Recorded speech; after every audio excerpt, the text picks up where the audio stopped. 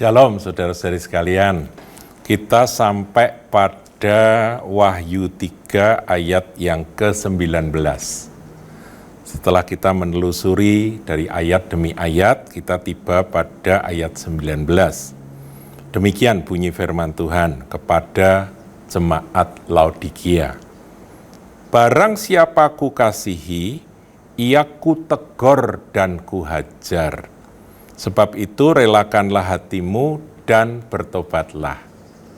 Saudaraku, ada banyak orang Kristen punya pandangan bahwa karena Allah itu kasih, maka dia tidak akan pernah memukul, menghajar di dalam proses pendidikan karakter anak-anaknya.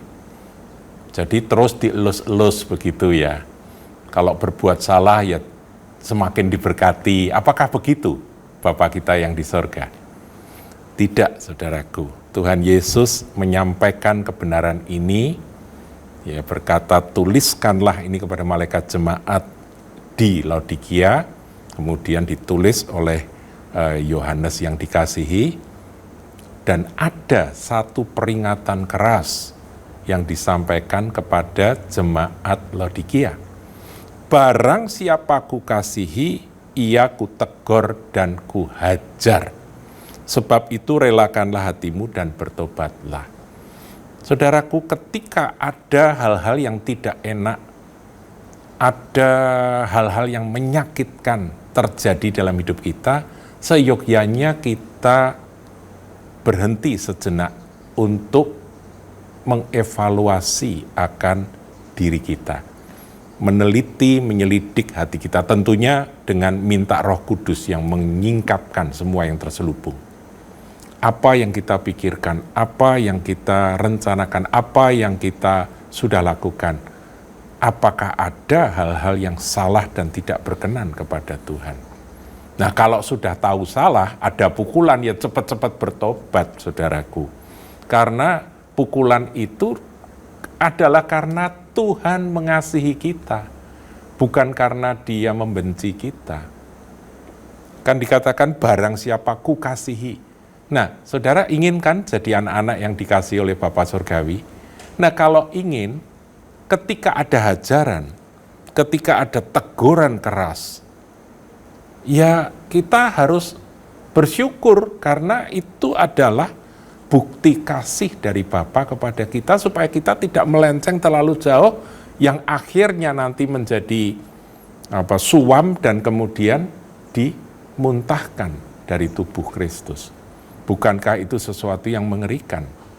Nah, sebelum hal-hal yang mengerikan terjadi, Tuhan akan mendidik, Tuhan akan menghajar, Tuhan akan menegur akan orang-orang yang dikasihinya. Saya teringat, saudaraku, kalau kita bandingkan dengan apa yang ditulis di dalam Ibrani 12, ini uraian tentang didikan Bapa kepada kita anak-anaknya. Ayat yang kelima dari Ibrani 12. Penulis Ibrani menyitir dari beberapa ayat Amsal, saudaraku ya, Amsal Salomo.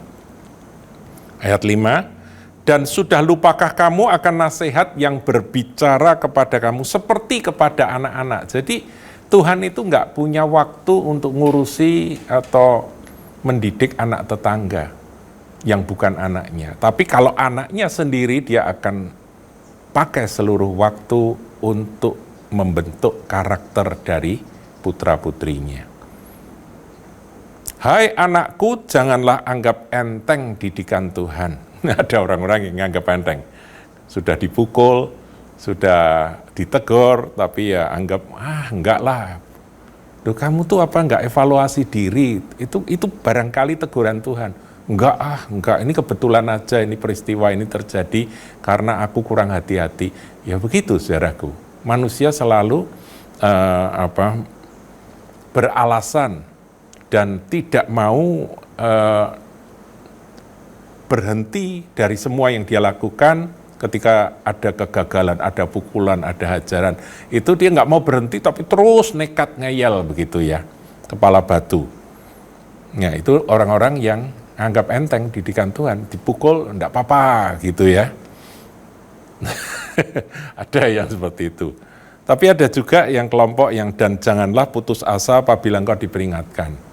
Jadi begitu ada pukulan langsung dia down dan kemudian berkata Tuhan itu nggak sayang, Tuhan nggak mengasihi aku sehingga aku dibiarkan terpuruk seperti ini.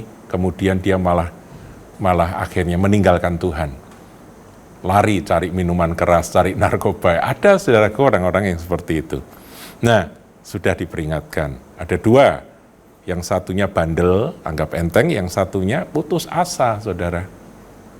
Ya, karena dididik, diajar, dia putus asa dan kemudian makin merusak diri, itu ada. Makin menjauh dari Tuhan. Nah, dikatakan karena Tuhan menghajar orang yang dikasihinya, ya kan? Sama dengan tadi, menghajar orang yang dikasihinya, dan ia menyesah orang yang diakuinya sebagai anak. Ayat 7, jika kamu harus menanggung ganjaran, Allah memperlakukan kamu seperti anak. Di manakah terdapat anak yang tidak dihajar oleh ayahnya? Semua anak pasti dipukul kalau dia nakal, kalau dia salah, supaya apa? Supaya hidupnya diluruskan. Didiklah anakmu ketika dia masih muda, masih kecil, supaya nanti kelak kemudian hari dia menjadi orang yang hidupnya lurus. Ayat 8, tetapi jikalau kamu bebas dari ganjaran yang harus diderita setiap orang, maka kamu bukanlah anak, tetapi anak-anak gampang. Saudaraku, anak-anak gampang itu banyak orang yang menafsirkan, ini bahasa Indonesia anak-anak gampang ditafsirkan ya macam-macam gitu ya. Tapi saya ingin beritahu Anda yang dimaksud anak gampang itu sebetulnya bukan anak yang sah, alias anak haram sebetulnya.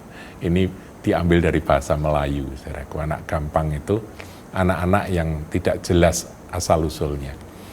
Sejauh itu, saudara. Kalau saudara dan saya adalah anak kandungnya Tuhan, di mana kita dilahirkan baru, ngalami kelahiran kembali, jadi betul-betul lahir. Lahir dari mana? Ya, kalau saya pakai penafsiran alegoris, kita ini lahir dari rusuknya Tuhan Yesus ketika dia ditusuk itu, saudaraku. Keluar air dan darah. Ya, Yesus mati, melalui kematiannya kita lahir. Kita hidup, beroleh hidup baru, kelahiran baru terjadi, yaitu ketika dia ditusuk, secara alegoris saya ingin sampaikan bahwa darah dan air itu keluar, itu sama dengan seorang ibu yang ketika melahirkan bayinya, melahirkan anaknya, ada darah dan air bersama-sama. Nah, jadi kita ini betul-betul anak ya, anak yang lahir seperti Hawa yang lahir dari rusuknya Adam gitu ya, karena kita nanti akan dibentuk menjadi mempelai Kristus. Jadi saudaraku, anak-anak gampang itu berarti bukan anak yang sah, bukan anak yang sesungguhnya, ngaku-ngaku anak kali gitu ya. Di sini kita belajar bahwa kalau ada hajaran, ada teguran, ayo cepat bertobat. Karena itu adalah bukti kasih dari Bapa yang ingin meluruskan hidup kita. Tuhan Yesus memberkati.